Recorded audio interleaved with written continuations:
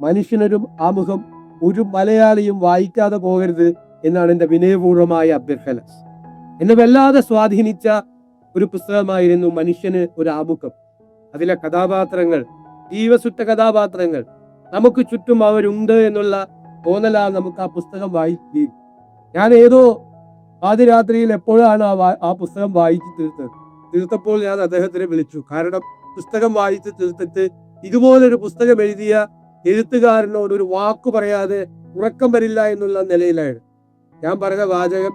ഞാൻ നന്നാവാൻ തീരുമാനിക്കുന്നു. കാരണം ആ മനുഷ്യനിലൊരു ആമുഖത്തെ ഒരു പ്രധാനപ്പെട്ട കഥാപാത്രം നമുക്ക് നേരത്തെ നമ്മുടെ കണ്ണാടി തിരിച്ചു പിടിക്കാൻ നമ്മളെ പ്രേരിപ്പിക്കുന്ന ഒരു കഥാപാത്രമാണ്.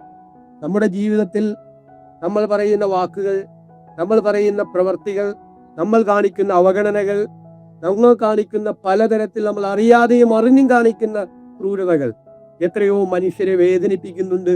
നമ്മുടെ ചുറ്റുപാടുകളും നിൽക്കുന്ന മനുഷ്യരെ വേദനിപ്പിക്കുന്നുണ്ട് എന്നാണ് ആ കഥാപാത്രം നമ്മളോട് പറയുന്നത്. വളരെ രസകരമായ മുഹൂർത്തങ്ങൾ, നമ്മളെ മനസ്സിൽ എന്നും ഓർത്തു വെക്കാൻ കഴിയുന്ന മുഹൂർത്തങ്ങൾ, ഹൃദയത്തിൽ സൂക്ഷിച്ചു വെക്കാൻ കഴിയുന്ന മുഹൂർത്തങ്ങൾ ആ പുസ്തകത്തിൽ. നമ്മൾ ആരാധിച്ചു പോകുന്ന ഒരു ഭാഷയുടെ ഉടമയാണ് ഈ സുഭാഷ് ചന്ദ്രൻ എന്ന് ഞാൻ വളരെ അഭിമാനത്തോടു കൂടി പരാമർശിക്കാൻ ആഗ്രഹിച്ചു. ഒരു വായനക്കാരൻ എന്നുള്ള നിലയിൽ ഞാൻ സുഭാഷ് ചന്ദ്രന്റെ ആരാധകനാണ് എന്ന് പറയാൻ എനിക്ക് വലിയ സന്തോഷമുണ്ട്.